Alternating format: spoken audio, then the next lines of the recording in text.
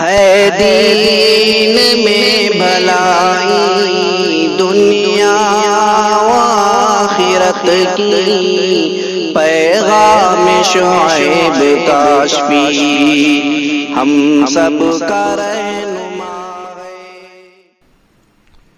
الحمد للہ رب العالمین والعاقبۃ للمتقین والصلاة والسلام علی سید المرسلین وقائد الاولین والآخرین وخاتم الرسل والنبیین وعلى آلہ واصحابہ وازواجہ وذریاتہ وجنودہ اجمعین، اما بعد، اعوذ باللہ من الشیطان الرجیم، بسم اللہ الرحمن الرحیم۔ انا انزلنا التوراة فیہا ھدی ونور يحكم بها النبيون الذين أسلموا للذين هادوا والربانيون والأحبار بما استحفظوا من كتاب الله وكانوا عليه شهداء، صدق الله العظيم۔ بزرگان محترم، معزز سامعین، اس آیت کا ترجمہ ہے، اللہ تعالیٰ کا ارشاد ہے، ہم نے تورات کو اتارا ہے، فیہا ھدی و نور، اس میں ہدایت تھی اور اس میں ایک نور تھا، اس کے ذریعے سے انبیاء علیہم الصلاۃ والسلام جو اللہ تعالیٰ کے انتہائی فرما بردار تھے، وہ یہودیوں کے لیے فیصلے کیا کرتے تھے اور ان سے شریعت کے احکام بیان کیا کرتے تھے۔ والربانیون والاحبار، اور علماء اور ان کے صوفیاء درویش، وہ بھی اسی کے مطابق فیصلے کرتے تھے۔ بما استحفظوا من کتاب اللہ، اس لیے کہ ان کو ان سے تقاضا کیا گیا تھا، ان کے ذمے کیا گیا تھا کہ اللہ کی کتاب کی حفاظت کریں۔ وَكَانُوا عَلَيْهِ شُهَدَاءَ، اور وہ لوگ اس کتاب پر گواہ تھے، نگہبان تھے۔ ترجمے سے کچھ تھوڑی سی بات معلوم ہوئی ہوگی۔ یہ آج کل انتہائی سمجھنے کی چیز ہے کہ دنیا میں جو مشہور مذاہب ہیں، مثلا ہندوؤں کا دھرم ہے، جس کے بارے میں ان کا دعویٰ ہے کہ 4000 سال پرانا ہے۔ یہودیوں کا مذہب ہے، عیسائیوں کا مذہب ہے، اور حضور خاتم الانبیاء والمرسلین صلی اللہ علیہ وسلم کا دین ہے جو کامل ہے، مکمل ہے۔ ان کے دیگر مذاہب کا دعویٰ کیا ہے، اور ان کی مذاہب کی کتابوں میں اور ان کے مذہب میں اور ہمارے دین میں اور ہماری کتاب میں، قرآن شریف میں کیا فرق ہے، یہ سمجھنا بہت ضروری ہے، ورنہ آدمی بہک سکتا ہے۔ اگر سمجھ میں نہیں آئے گا تو سارے دینوں کو آدمی ایک ہی دین سمجھے گا اور سب کو خیر کی دعوت دینے والا سمجھے گا۔ اگر یہ سمجھے گا کہ سارے دین ٹھیک ہیں، ہندوازم بھی ٹھیک ہے، یہودیت بھی ٹھیک ہے، عیسائیت بھی ٹھیک ہے، اسلام بھی ٹھیک ہے، بس ہم لوگ پیدائشی طور پر مسلمان ہو گئے، اسلام کو اختیار کر لیا ہے، لیکن سارے ہی دین ٹھیک ہیں اور صحیح بات بتلاتے ہیں، اگر یہ بات ذہن میں آئے گی تو یہ کفر ہوگا۔ قرآن حکیم میں ارشاد ہے کہ شاید یہ آیت آپ کے ذہن میں بھی ہو کہ اللہ تعالیٰ فرماتے ہیں وَلَكِنَّ اللَّهَ حَبَّبَ إِلَيْكُمُ الْإِيمَانَ لیکن اللہ تعالیٰ نے ایمان کو تمہارے لیے بہت ہی محبوب پسندیدہ بنا دیا. وَزَيَّنَهُ فِي قُلُوبِكُمْ، اور اس ایمان کو تمہارے دلوں کی سجاوٹ بنا دیا. نمبر 1. آگے اسی پر ختم نہیں کیا کہ دین اسلام تمہارے ایمان تمہارے دلوں میں آ گیا، جم گیا، بیٹھ گیا، تمہارے دل میں رونق پیدا ہو گئی، روشنی پیدا ہو گئی، سجاوٹ پیدا ہو گئی. اتنے ہی پر اللہ تعالیٰ نے بات کو ختم نہیں کیا. آگے کیا فرمایا؟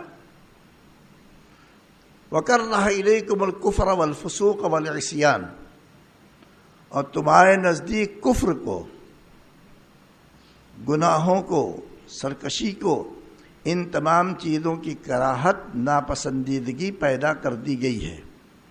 اس سے آپ کے سمجھ میں کیا آیا؟ معلوم ہوا کہ جہاں اسلام و ایمان سے محبت ہو وہاں کفر سے اور شرک سے نفرت ہونا بھی ضروری ہے مسلمان ہونے کے لیے. اگر ایسا نہیں ہے تو پھر آدمی مسلمان نہیں ہوگا. ایک دل کے اندر ایمان و کفر دونوں جمع نہیں ہو سکتی، یہ بات سمجھ میں بتلائی گئی ہے. اب ہندوؤں کی کتاب ہے وید، اپنے مذہب کو کہتے ہیں 4000 سال پرانا ہے، اور باقاعدہ اس کو کہتے ہیں کہ سناتن دھرم ہے. سناتن سنسکرت کا لفظ ہے. سناتن کے معنی آتے دائمی، ہمیشہ سے رہنے والا. یہ دین ہے، اس کا دعویٰ ہے برہمنوں کا کہ ہمارا دین دھرم جو ہے وہ سناتن ہے، انتہائی سچا ہے، دائمی ہے. اور باقی کوئی دھرم جو ہے دین دائمی نہیں، سب سے پرانا تو ہمارا ہے. اور محمد صاحب، وہ صاحب بولتے ہیں، ان کی بات نقل کر رہا ہوں میں، اور محمد صاحب جس دین کو لے کر کے آئے ہیں صلی اللہ علیہ وسلم، یہ دین تو 1400 سال ہے، 1400 سال پرانا ہے، نیا ہے. یہ سناتن کیسے ہو سکتا ہے؟ یہ تو بعد میں پیدا ہوا ہے. سناتن ہمارا دین ہے جو بہت زمانے سے قائم ہے، ہزاروں سال سے. لہذا ہم صحیح ہیں، ہمارا دھرم صحیح ہے، اس کو لوگوں کو اپنا لینا چاہیے. یہ بات سمجھ میں آئی آپ کے؟ اور کیا کہتے ہیں؟ وید. وید کے معنی آتے ہیں علم، جیسے تورات کے معنی آتے ہیں تعلیم، انجیل کے معنی آتے ہیں بشارت. وید کے معنی علم، تورات کے معنی تعلیم، وہ بھی وہی مطلب ہوا، اور انجیل کے معنی بشارت کے آتے ہیں. یہ سب معلوم ہونا چاہیے. جیسے قرآن شریف کے بہت سارے نام ہیں، قرآن کے تو بہت سارے نام ہیں. قرآن کے تقریباً 50 نام ہیں. 50 قرآن ہے، تنزیل ہے، فرقان ہے، اور بہت سارے نام آتے ہیں قرآن حکیم کے. تو اس میں ایک قرآن بھی ہے. قرآن کے معنی پڑھنا، فرقان معنی حق اور باطل کو الگ الگ کر دینا. تنزیل کے معنی آتے ہیں آسمان سے تھوڑا تھوڑا کر کے نازل ہونا، یہ معنی آتے ہیں. تو جتنے نام ہیں قرآن شریف کے ان کا ایک خاص مفہوم ہے، اور کتابوں کے کئی نام نہیں ہے. اس سے قرآن شریف کی شان معلوم ہوتی ہے کہ مختلف خوبیاں پائی جاتی ہیں، ان خوبیوں کے اعتبار سے الگ الگ نام رکھے گئے ہیں. اس کی تفصیل میں انشاءاللہ پھر کبھی کروں گا. تو وید کے معنی علم، تعلیم، تورات کے معنی بھی تعلیم، انجیل کے معنی بشارت. یہ 3 کتابیں ہو گئی. قرآن کے معنی پڑھنے کے آتے ہیں، اور بہت سارے نام ہیں. وید کے بارے میں ان کا دعویٰ یہ ہے برہمنوں کا. میں برہمن اس لیے بولتا ہوں، ہندو نہیں کہتا، اس لیے کہ ہندوستان میں بہت ساری قومیں پائی جاتی ہیں، ہندو نہیں ہیں. یہ تو سیاسی اعتبار سے زبردستی حکومت، ان کو ہندو، ان کو ہندو، ان کو ہندی. بھئی جینی ہندو تھوڑا ہی ہیں، ان کا الگ دین دھرم ہے. بدھسٹ ہندو تھوڑا ہی ہیں، الگ دین دھرم ہے. اور اس طریقے سے یہ دوسری قومیں ہیں، دلت وغیرہ ہیں، یہ ہندو نہیں ہیں، ان کا الگ دین دھرم ہے. ان کے پیشوا الگ لوگ ہیں، ان کی تعلیمات الگ ہیں، ان کے پوجا کے طریقے الگ ہیں، ان کی مندریں الگ ہیں. لہذا سب ہندو نہیں ہیں. سیاستاً سب کو ہندو بنا دیا. وہ تو خیر ہوئی سکھوں نے کہا کہ ہم ہندو نہیں، ورنہ ان کو بھی شامل کر رہے تھے. تو اصل جو ہے مسئلہ وہ برہمنوں کا ہے، سب کو پھنسائے ہوئے ہیں. وہ کہتے ہیں کہ وید آسمانی کتاب ہے. آسمان سے نازل ہوئی ہے۔ اب یہاں کئی سوالات کھڑے ہوتے ہیں۔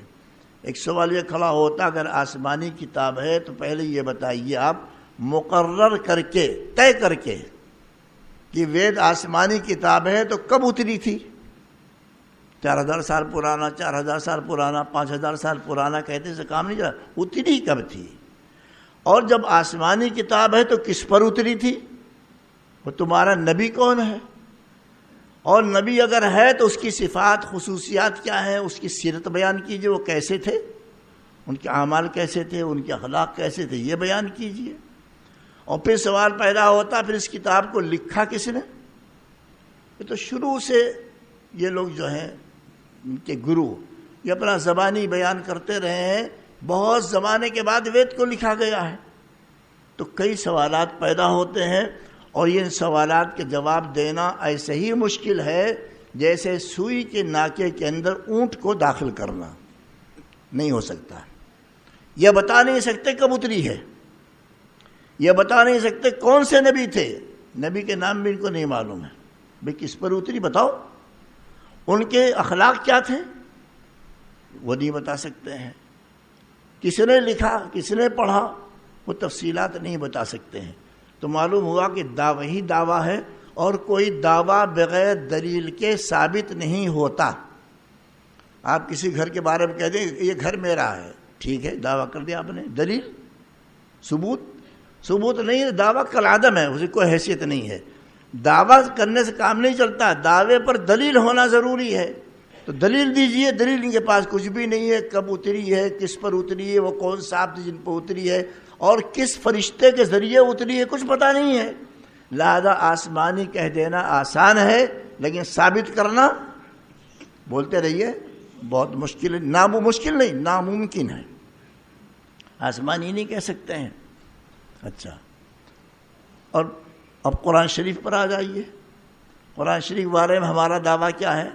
اللہ تعالیٰ کی آسمانی کتاب ہے، ہم اس کے بارے میں ہر بات بتلا سکتے ہیں۔ کب اتری؟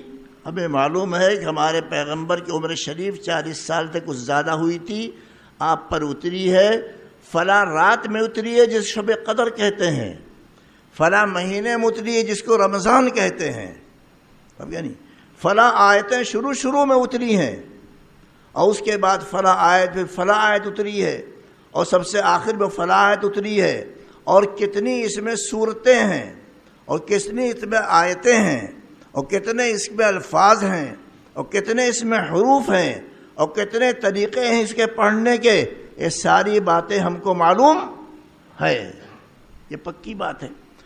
اور جس پیغمبر کی اتری اس کی پوری زندگی ہمارے سامنے ہے۔ دنیا میں کوئی شخص، ان باتوں کو دل میں بٹھائیے تاکہ ایمان مضبوط ہوتا ہے اور کبھی سے گفتگو کرنی ہو جائے تو آنکھوں میں آنکھیں ڈال کر آپ بات کر سکتے ہیں۔ جس شخصیت پر یہ کتاب اتری ہے جناب محمد الرسول اللہ صلی اللہ علیہ وسلم پر، اس شخصیت کی زندگی کے لمحے لمحے کا حساب ہمارے پاس ہے۔ وہ چھوٹی چھوٹی باتیں جس پر کوئی توجہ نہیں دی جاتی وہ بھی ہمیں معلوم ہے۔ دنیا میں کوئی ایسا آدمی پیدا ہوا ہے جس کے داڑھی اور سر کے بال کے بارے میں معلوم ہو کتنے بال سفید تھے؟ حیرت انگیز ہے۔ ہمارے حضرت کے بارے میں معلوم ہے۔ سرور المحزون ایک فارسی میں کتاب ہے، چھوٹی تھی، شاہ ولی اللہ محدث دہلوی رحمۃ اللہ علیہ، اور شاہ ولی اللہ کو آپ جانتے ہیں ہندوستان میں جتنے مکاتب فکر ہیں، وہ دیوبندی ہوں، بریلوی ہوں، غیر مقلد ہوں، سب کا سنگم شاہ ولی اللہ رحمۃ اللہ علیہ، سب ان کو مانتے ہیں، وہ سند ہے سب کے لیے۔ شاہ ولی اللہ کی کتاب ہے کہ سرور المحزون، اس میں لکھا ہے کہ حضور سرور کائنات صلی اللہ علیہ وسلم کے سر مبارک اور داڑھی مبارک کے 20 بال سفید تھے، اور کسی کے بارے میں معلوم ہے؟ کوئی دنیا میں ایسا گزرا جس کے بارے میں بتایا جا سکے اس کی لنگی کتنی چوڑی یا لمبی تھی؟ کچھ پتہ نہیں ہے۔ کوئی دنیا میں ایسا گزرا جس کے بارے میں بتایا جائے کہ وہ مسکراتا کیسے تھا اور ہنستا کیسے تھا؟ نہیں بتا سکتے۔ کوئی دنیا میں ایسا نہیں گزرا جس کے بارے میں بتایا جائے کہ وہ روتا کیسے تھا؟ نہیں معلوم ہوتا۔ یہ چھوٹی چھوٹی باتیں ہیں، یہ ساری باتیں محفوظ ہیں تو بڑی باتیں تو ہے ہی ہیں۔ عقائد کیا تھے، اعمال کیا تھے، اخلاق کیا تھے، معاشرت کیا تھی، معیشت کیا تھی، تعلیمات کیا تھی، پوری زندگی کے نقشہ ہمارے پاس کتابوں میں موجود ہے حضور کے بارے میں. یہ کسی کے بارے میں نہیں ہے. تو پوری زندگی کا ریکارڈ محفوظ ہے. ایک ایک لفظ حدیثوں کی شکل میں محفوظ کر دیا گیا ہے. اور یہ بھی بتا دیا گیا کون سی حدیث صحیح ہے کون سی ضعیف، تاکہ کسی کو کنفیوژن نہ ہو. تو پیغمبر علیہ السلام کے بارے میں تو ساری باتیں معلوم ہے. دنیا میں کوئی شخص ایسا نہیں گزرا. آپ موسیٰ علیہ السلام کو دیکھ لیں، پیغمبر ہیں، برحق ہیں، ہمارا ان پر ایمان ہے. لیکن حضرت موسیٰ علیہ السلام کے بارے میں تفصیلات کچھ نہیں معلوم. یہودیوں کو چند باتیں معلوم ہیں، وہ بھی کچھ نہیں بتا سکتے. عیسیٰ علیہ السلام پیغمبر ہیں، ہمارا ان کے اوپر ایمان ہے. بنی اسرائیل کے آخری پیغمبر ہیں. بنی اسرائیل کے آخری پیغمبر ہیں. بہت سارے پیغمبر ہوئے، لیکن عیسیٰ علیہ السلام کی زندگی کے سوانح کو، سیرت کو مکمل طریقے پر پیش نہیں کر سکتا. تو سچے پیغمبر تھے. ان کے بارے میں پوری معلومات نہیں ہے. تو پوری معلومات کہ صبح کیسی ہے، شام کیسی ہے، رات کیسی ہے، گھر میں کیا ہے، باہر کیا ہے، یہ ساری باتیں حضور سرور کائنات صلی اللہ علیہ وسلم کے بارے میں معلوم ہے. تو ہمارے پیغمبر کی زندگی کھلی ہوئی ہے. اگر کوئی دیکھنا چاہتا ہے حضور کو تو حدیث کی کتابوں میں آپ کا جلوہ دیکھ لے، سب موجود ہے. اس لیے کوئی چیز اندھیرے میں نہیں. پھر جب کتاب نازل ہوتی تھی یہ بھی معلوم ہے کیا ہوتا تھا.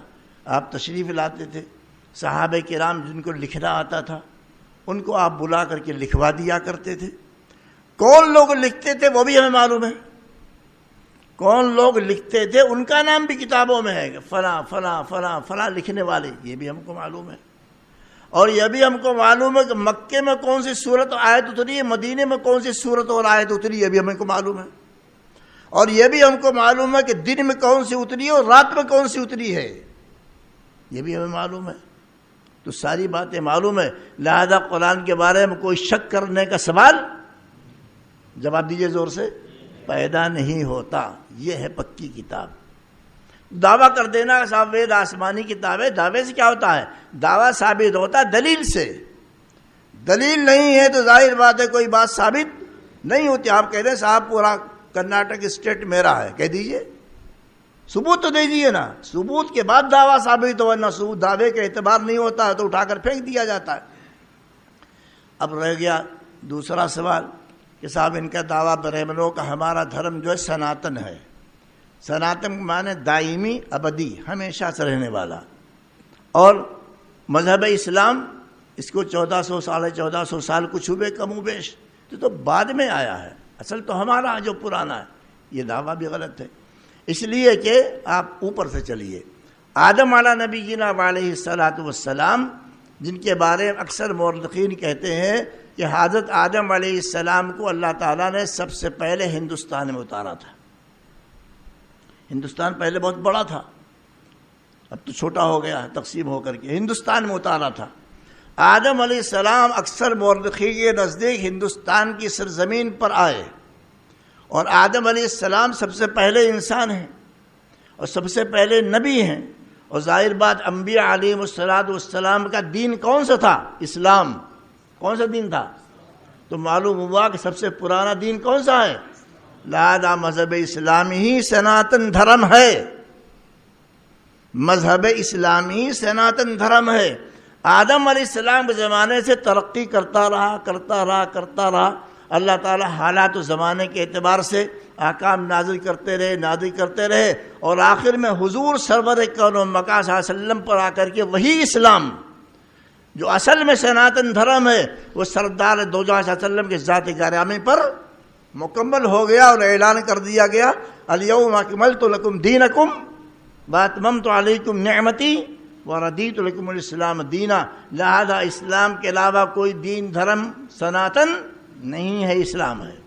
یہ دعویٰ یہ غلط ہے. سب سے پہلا انسان، سب سے پہلا مسلمان آدم علیہ السلام، سب سے ان کا مذہب اسلام. تو اسلام سب سے قدیم ہو گیا نا. اور محمد صلی اللہ علیہ وسلم کا مذہب کوئی نیا نہیں صاحب 1400 سال ہوا، 1400 سال ہوا نہیں ہوا. آدم علیہ السلام کے زمانے سے چل رہا ہے وہی دین. حضرت آدم کے زمانے سے چل رہا اور حضور پر آ کر کے کیا ہوا؟ مکمل ہو گیا نا، وہی دین ہے، کوئی نیا نہیں ہے، شخصیت بدلی ہے، اور آخر میں ایک بہت ہی جامع کامل شخصیت کو پورے عالم کا رہبر رہنما بنا کر کے اللہ تعالیٰ نے بھیجا ہے۔ اب ایک تیسرا سوال اور کھڑا ہوتا، غور کر رہے ہیں نہیں آپ لوگ؟ تیسرا سوال ایک اور کھڑا ہوتا، وہ یہ کہ صاحب وید کے اندر بھی بڑی اچھی اچھی باتیں ہیں، بلکہ توحید کے شرارے بھی اس میں موجود ہیں، بعض مضامین قرآن کی آیتوں سے ملتے جلتے ہیں، شرکیات بھی ہیں، کفریات بھی ہیں، توحید بھی ہے، اچھی باتیں بھی ہیں وید میں، اور ہندوؤں کی دیگر کتابوں میں، اپنشدوں میں بھی پائی جاتی ہیں اچھی باتیں۔ اور یہ جو ہے بھگوت گیتا جو مہا بھارت ایک حصہ ہے، اور کرشن جی نے اپنے شاگرد ارجن کو کچھ اپدیش دیا تھا، کچھ نصیحتیں کی تھی، اس کا مجموعہ، اس کا نام بھگوت گیتا، اس کے اوپر برہمنوں کو بڑا فخر ہے، بڑی اچھی کتاب ہے، چلیے آپ کے نزدیک ہوگی اچھی، تو اس میں بڑی اچھی اچھی باتیں پائی جاتی ہیں۔ اب وہی سوال پیدا ہوتا ہے کہ جب ان کتابوں میں بھی اچھی اچھی باتیں ہیں، وید کے اندر بھی اچھی باتیں ہیں، دیگر کتابوں کے اندر بھی اچھی باتیں ہیں، اور یہودیوں کے یہاں بھی کچھ اچھی تعلیمات ہیں، عیسائیوں کے یہاں اچھی تعلیمات پائی جاتی ہیں، تو ہمارے میں ان میں فرق کیا ہے؟ ان کے یہاں بھی اچھی تعلیمات پائی جاتی ہیں، ہمارے یہاں بھی اچھی تعلیمات پائی جاتی، کیا فرق ہوا؟ اگر آپ کو کوئی چکر دے تو آپ کو چکر آ جائے گا۔ جانتے ہیں بھگوت گیتا کا ترجمہ بی جے پی نے 40 زبانوں میں کرایا ہے، اور ساری دنیا میں پھیلا رہے ہیں، جو اس میں کچھ اچھے اچھے اخلاقی باتیں بھی ساری دنیا میں پھیلا رہے ہیں۔ اور آپ کا کیا حال ہے؟ آپ کی مسجدوں میں ترجمے والا اور تفسیر والا قرآن شریف نہیں ملتا۔ سارے شموگا کی مسجدوں کو چھان جائیے، بلکہ سارے ہندوستان کی مسجدوں کو چھان جائیے، شاید ہی کسی مسجد میں تفسیر ملے گی۔ تفسیر کسے کہتے ہیں؟ قرآن شریف کے معانی اور مطالب، ترجمہ بھی ہو اس کا مطلب بھی ہو، دو چیزیں، اسے کہتے ہیں تفسیر۔ تفسیر نہیں پائی جاتی، کیوں نہیں پائی جاتی؟ مسلمان کو اتنی دلچسپی نہیں، کم از کم مسجد میں تو رکھے، سینکڑوں زبانوں میں قرآن شریف کی تفسیریں موجود رکھو، کسی کو موقع ہوگا کبھی اٹھا کر دیکھ لیا کرے گا، 10 منٹ پہلے کوئی نماز کے لیے آیا ہے، فرصت کا وقت ہے، اٹھائے گا دیکھے گا، رکھتے ہی نہیں مسجدوں میں تفسیر۔ یہ کتنا بڑا ظلم ہے، یہی قدر کرتے ہیں آپ کہ قرآن کی تفسیر بھی نہ آپ کے گھر میں ہے نہ آپ کی مسجد میں ہے، اور دعویٰ کرتے ہیں کہ ہم بہت بڑے دین کے قائل ہیں اور بڑے قرآن سے ہماری بڑی محبت ہے، بڑا تعلق ہے، ہم دین کی دعوت ہے۔ تفسیر تمہارے گھروں میں بھی نہیں ہے، اور تفسیر تمہاری مسجدوں میں بھی نہیں ہے، پڑھتے ہی نہیں۔ ان کے ہاں دیکھیے 40 زبانوں میں ترجمہ کروایا، اور جب کوئی باہر کا آدمی آتا ہے، بڑا آدمی، تو اس کو وہ بھگوت گیتا دیا جاتا۔ پہلے دیا جاتا تھا تاج محل، لیکن تاج محل چونکہ مغل بادشاہ نے بنوایا ہے، شاہ جہاں نے، اس سے ان کو دشمنی ہے تو وہ نہیں دیتے ہیں، بلکہ بھگوت گیتا اب دیا جاتا ہے۔ تو غرض یہ ہے کہ اس میں کے اندر کچھ اچھی باتیں ہیں، وید کے اندر بھی کچھ اچھی باتیں ہیں، دیگر کتابوں میں اچھی باتیں پائی جاتی ہیں۔ تو یہ فرق کیسے کیا جائے کہ مذہب اسلام ہی اچھا ہے؟ اگر مذہب اسلام میں اچھی اچھی تعلیمات موجود ہیں تو دوسرے مذاہب کی کتابوں میں بھی کچھ اچھی تعلیمات موجود ہے۔ ما بہل امتیاز کیا، فرق کیا ہے، یہ سمجھنا چاہیے، نہیں سمجھیں گے تو بہکا دیں گے۔ اس لیے کہ اسکولوں میں نئی تعلیمی پالیسی کے تحت جو ہے وہ یہ بھگوت گیتا وغیرہ پڑھوائیں گے۔ اب ظاہر بات ہے اگر مسلمان نوجوانوں کو قرآن میں، اسلام میں اور دیگر مذاہب میں فرق کیا ہے، اور قرآن میں اور دیگر مذاہب کی کتابوں میں فرق کیا ہے، یہ سمجھ میں نہیں آئے گا، اور ذہن میں یہ بات بیٹھ جائے گی کہ ہمارا مذہب بھی ٹھیک ہے اور ان کا مذہب بھی ٹھیک ہے، تو کفر ہو جائے گا۔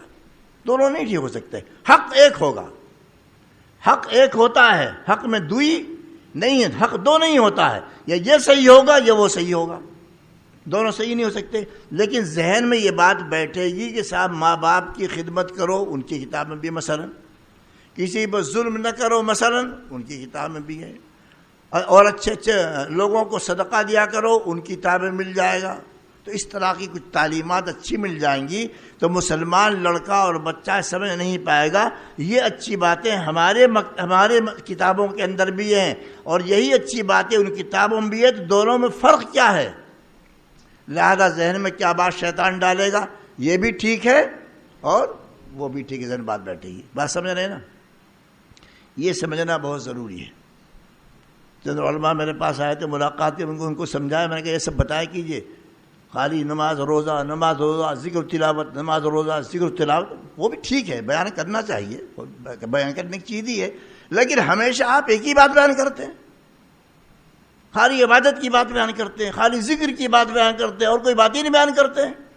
بنگلور میں بہت سی مسجدوں میں مجھے جمعے کے دن جانے کے اتفاق ہوا بیان کرنے کے لیے، تو جس مسجد میں 1000 آدمی نماز پڑھتے ہیں اس مسجد میں جب تقریر شروع ہوتی ہے تو 20 25 50 آدمی رہتے ہیں، پھر آہستہ آہستہ آہستہ بیان ختم ہونے تک لوگ آتے رہتے ہیں۔ تو میں نے لوگوں سے پوچھا ایک صاحب سے، آخر کیا بات ہے، اتنی بڑی آبادی مسجد میں آتی ہے لیکن کوئی وقت پر کیوں نہیں آتا؟ جیسا سننے کا جی نہیں چاہتا ہو، جیسے اب بھی لوگ سننے جی نہیں چاہتا، آپ کیا سمجھ رہے ہیں؟ شموگا کہ اگر کسی مسجد میں بیان نہیں ہوتا تو لوگ وہاں بھاگتے ہیں۔ کیوں بھاگتے ہیں؟ مزاج ہی نہیں ہے، چاہتے ہی نہیں اللہ رسول کی بات سنیں، بغیر اللہ رسول کی بات سنیں مر جانا چاہتے ہیں، انہیں گھبراہٹ ہوتی ایک طرح کی۔ جیسے بزرگوں نے لکھا ہے کہ فاسق اور فاجر آدمی کو اللہ والوں سے ایک طرح کی نفرت رہتی ہے، خوف، قریب نہیں آنا چاہتا۔ تو بہت سے لوگ اس تلاش میں رہتے کہاں جمعے کی نماز پہلے ہو جائے، بغیر بیان کے وہاں جائیں گے، اور سمجھتے ہیں ہم بہت کامیاب آدمی۔ ظالم، ہفتے میں ایک مرتبہ آدھا گھنٹہ تو اللہ رسول کی بات نہیں سن سکتا۔ تو اس طرح لوگوں کو بہکنے کا اندیشہ بہت رہتا ہے، لہذا یہ بات ذہن میں رہنی چاہیے کہ آخر فرق کیا ہے۔ فرق یہ ہے، خلاصے کے طور پر عرض کرتا ہوں کہ اوروں کے ہاں اچھی باتیں کچھ ہیں، چند ہیں، اوروں کے اچھی باتیں چند ہیں، اور ہمارے ہاں ساری باتیں اچھی ہیں۔ انسان کی زندگی میں جتنے شعبے ہیں، سمجھے، انسان کی زندگی میں جتنے شعبے ہیں، ہر شعبے میں مکمل رہنمائی اسلام میں موجود ہے، اور مذہب میں مکمل رہنمائی موجود نہیں ہے۔ کچھ پوچھا پاٹ کا طریقہ ہے، کچھ اخلاقی تعلیمات ہیں، بس یہ ہیں۔ اور یہاں کیا ہے؟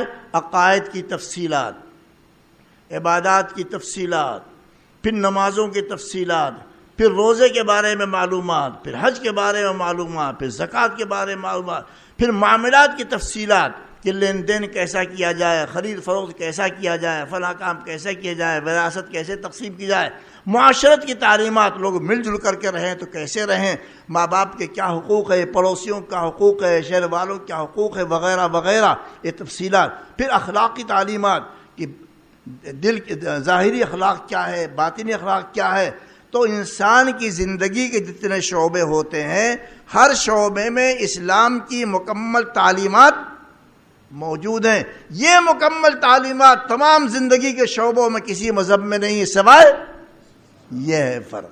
چند اچھی باتوں سے کام نہیں چلتا ہے، دین بننے کے لیے ضروری ہے کہ پوری زندگی کے ہر لائن میں رہنمائی کی جائے۔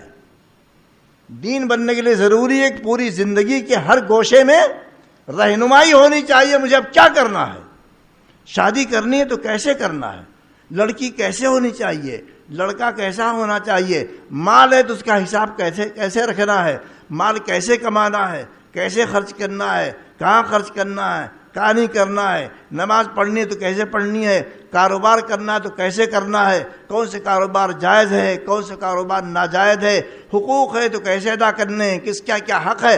ایسے پوری زندگی کے لیے قوانین اور رہنمائی سوائے مذہب اسلام کے دنیا کسی مذہب میں کیا ہے، نہیں پائی جاتی۔ یہ بہت بڑا فرق ہے۔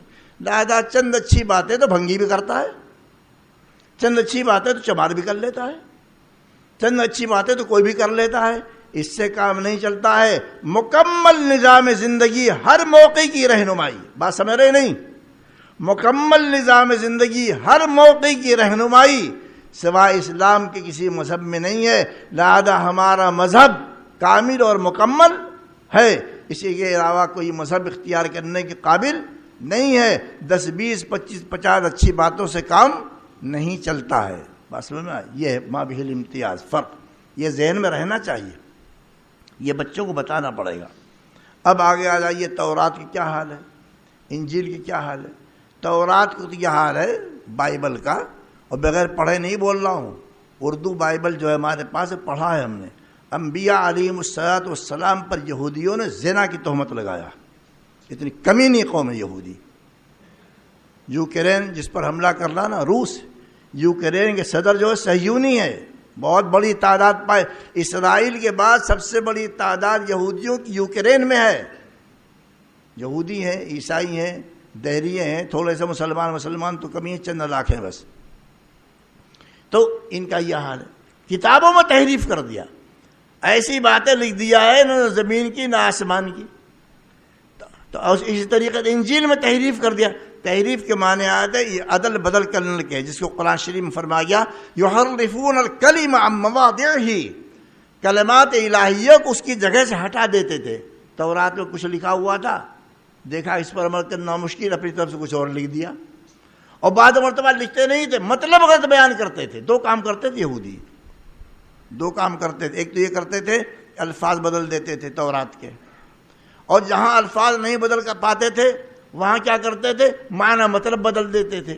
ان کے یہاں ایک قانون تھا، کسی نے زنا کیا تو رجم کر دو. اگر کسی نے زنا کیا ثبوت ملا ہے تو پتھروں سے مار مار کر کے اسے ختم کر دو. یہودیوں کا تو بڑا مشکل کام ہے، لہذا وہاں تورات میں لکھ دیا اگر کسی نے زنا کیا ہے تو منہ میں سیاہی لگا کر کے پورے شہر میں اس کو گھما کر ذلیل کر دو. دیکھا بدل دیا نہیں بدل دیا. اسی لیے کہا جاتا ہے کل بدعت ضلالہ، ہر بدعت گمراہی ہے. بدعت میں یہی تو ہوتا ہے نا کہ آدمی دین کی شکل بگاڑتا ہے. وہ تو کتنے ہی بدعت ایجاد کر لیں بدعتی جاہل، لیکن قرآن کو بدل نہیں پاتے ہیں. اس لیے اللہ تعالیٰ نے وعدہ کر رکھا ہے انا نحن نزلنا الذکر وانا لہ لحافظون، ہم ہی نے ذکر کو اتارا. قرآن کے نام ذکر بھی ہے. ذکر کے معنی یاد کروانا، یعنی قرآن اللہ کی یاد کراتا ہے. انا نحن نزلنا الذکر وانا لہ لحافظون، ہم ہی نے ذکر کو اتارا ہے اور ہم ہی اس کی حفاظت کرنے والے ہیں. تاکید کے ساتھ اللہ نے فرمایا انا، یہ تاکید کے لیے آتا ہے. پھر نحنو فرمایا، اس میں بھی تاکید مفہوم پایا جاتا ہے. نزلنا جمع متکلم، ہم نے اتارا، اس میں ایک طرح کے تاکید مفہوم پایا جاتا ہے. انا پھر تاکید مفہوم پایا جاتا ہے. پھر لہو لحافظون، لحافظون پھر لام تاکید کا ہے. یعنی عربی قاعدے کے اعتبار سے اس آیت میں تاکیدات بھری ہوئی ہیں کہ ہم ہی نے ذکر کو اتارا ہے، ہم ہی اس کی حفاظت کرنے والے ہیں. اس لیے کچھ ہو نہیں پاتا ہے. کتنے ہی بدعتی دین کو بگاڑنے کی کوشش کرے لیکن دین اس کو ٹھیک کر دیتا ہے. بگاڑ نہیں پاتے، نہ حدیث بگاڑ پاتے ہیں نہ قرآن بگاڑ پاتے ہیں. ان کی کتابوں کی حفاظت کی ذمہ داری اللہ نے نہیں لیا تھا. میں نے آیت پڑھی تھی شروع میں، اس میں ایک لفظ تھا، اس کو ہائی لائٹ کرنا چاہتا ہوں. بِمَسْتُحْفِظُوا مِنْ کِتَابِ اللَّهِ. انبیاء لوگوں کو شریعت کے احکام بتاتے تھے، تورات کے احکام بتاتے تھے. اللہ والے علماء تورات کے احکام بتاتے تھے، یعنی یہودی علماء اللہ والے. بِمَسْتُحْفِظُوا، کیوں؟ اس لیے کہ ان کے ذمے کیا گیا تھا کتاب اللہ کی حفاظت. فرق سمجھیے، آیت کیا بتا رہی ہے؟ یہود و نصارہ کے علماء کے ذمے کیا گیا تھا کتاب اللہ کی، تورات کی حفاظت. تورات کے بارے میں، انجیل کے بارے میں اللہ تعالیٰ نے کہیں نہیں فرمایا کہ میں حفاظت کروں گا. بات سمجھ رہے نہیں؟ تورات کے بارے میں، انجیل کے بارے اللہ نے یہ نہیں فرمایا میں حفاظت کروں گا. اللہ کی کتاب ہے. کیوں نہیں؟ اس لیے کہ اللہ کو حفاظت کرنا ہی نہیں تھا. کیوں؟ بھئی وقتی دین تھا، دائمی دین، سناتن دھرم، ہمیشہ رہنے والا دین تو جناب محمد الرسول اللہ صلی اللہ علیہ وسلم کا دین ہے. اس کی حفاظت کرنی تھی اور دینوں کی حفاظت کرنا مقصود نہیں تھا. لہذا اللہ تعالیٰ نے کسی آسمانی دین کی، جو کہ سچے دین تھے ان کی بات کر رہا ہوں، کسی آسمانی دین کی حفاظت کی ذمہ داری نہیں لیا تھا، ان کے علماء کے حوالے کیا تھا. مستحفظوا من کتاب اللہ، کتاب اللہ حفاظت کرنا، وہ حفاظت نہیں کر سکے. اور اسلام کی حفاظت ذمہ داری، قرآن کی حفاظت ذمہ داری اللہ تعالیٰ نے خود لیا.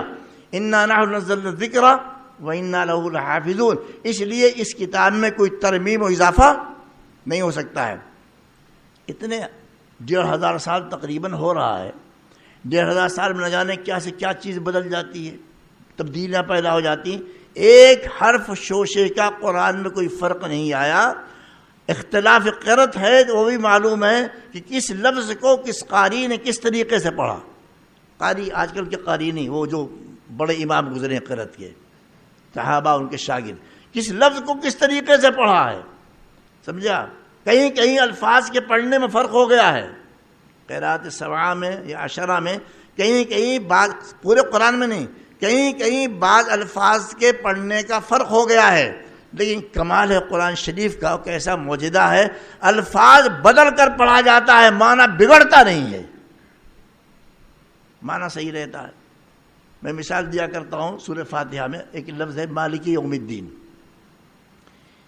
امام عاصم، امام حفص کی روایت میں مالک ہے، ایک دوسری قرأت میں ملک ہے، ملک، ملک کے معنی بادشاہ، مالک کے معنی مالک، ملک کے معنی بادشاہ۔ ایک مثال، ملک پڑھ لے، ملک یوم الدین، قیامت کے دن کا بادشاہ ہے، یہ بھی صحیح، اللہ تو بادشاہ ہی ہے۔ مالک یوم الدین، قیامت کے دن کا مالک، یہ بھی صحیح۔ تو اگر الفاظ بدل گئے ہیں قرآن شریف میں تو کمال کی بات ہے، معنی بگڑتا نہیں ہے، بدلتا ہے، اور جو معنی بدل جاتا ہے وہ بھی صحیح رہتا ہے۔ کتنا بڑا معجزہ ہے۔ تو اس کی حفاظت ذمہ داری اللہ تعالیٰ نے لیا ہے، اور تورات انجیل کی حفاظت ذمہ داری اللہ تعالیٰ نے نہیں لیا تھا۔ تو خلاصہ یہ نکلا آخر کی گفتگو کا کہ جو دوسری کتابوں میں اچھی باتیں ہیں وہ چند ہیں، اور یہاں زندگی کا پورا نظام پایا جاتا ہے، ہر موقع کی رہنمائی موجود ہے۔ دیکھیے ہندوؤں کے ہاں مثلاً، برہمنوں کے ہاں آدمی کو کیسا لباس پہننا چاہیے، کوئی رہنمائی ہے؟ جو چاہے پہن لو، ہے کوئی؟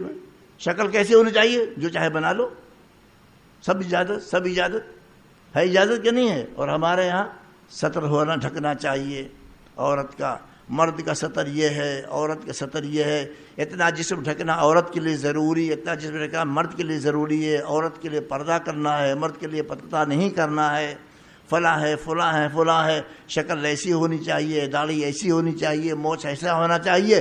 ایسی تفصیلات کہیں ملیں گی آپ کو؟ کسی کیا؟ کہیں نہیں۔ ایک تو میں نے مثال دیا، ایسی بہت ساری چیزیں ہمارے یہاں، ہر چیز کی تفصیلات ہیں، مکمل نظام پایا جاتا ہے۔ ایک بات، اور ایک بات اور سمجھ لیجئے، وہ یہ کہ جو دوسری دھرم کی کتابوں میں یا مذہبوں میں کچھ اچھی باتیں پائی جاتی وہ کہاں سے آ گئیں؟ کچھ اچھی باتیں پائی جاتی ہیں وہ کہاں سے آ گئیں؟ ایک صاحب بیٹھے سو رہے ہیں، بتائیے، ہم تو اتنا چیخ چیخ کر تقریر کر رہے ہیں، ان کو مزہ ہی نہیں آ رہا ہے۔ فرشتے شاید زیادہ نازل ہو رہے ہیں رحمت کے، یہیں سوتے ہیں بیٹھ کر کے، کاروبار میں نہیں سوتے۔ تو بہرحال یہ کہاں سے معلوم ہو گیا؟ دیکھیے ہر قوم میں اللہ تعالیٰ نے انبیاء علیہ السلام کو بھیجا ہے۔ پہلے نبی آتے تھے کسی خاص قوم کے لیے، لکل قوم ہاد، ہر قوم کے لیے رحمت آتا تھا۔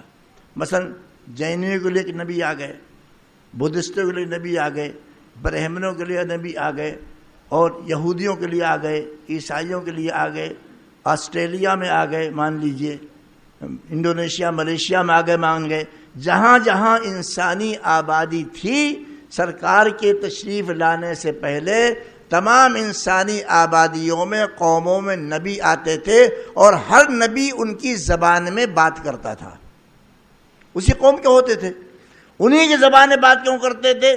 تاکہ ان کی سمجھ میں بات آئے۔ مثلا اگر فرق کر لیجئے کہ سنسکرت والوں کے پاس آئے ہیں کوئی نبی، سنسکرت بولتے تھے، ہندی بولنے والوں کے پاس آئے نبی تو وہ ہندی بولتے تھے، کنڑا والوں کے پاس آئے تو کنڑ بولتے تھے، انگریزی بولنے والوں کے پاس آئے تو انگریزی بولتے تھے۔ زبان تو اللہ تعالیٰ کی قدرت کی نشانی ہے۔